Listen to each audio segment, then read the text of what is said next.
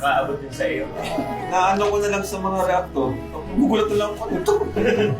Pero ang mahalaga, di naman pala na-stress si Carl. Nitiwala siya kay Jones.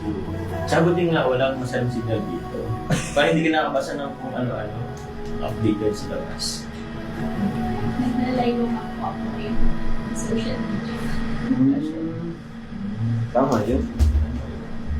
Kasi kami kasi hindi pwede, trabaho namin. Kaya kami choice.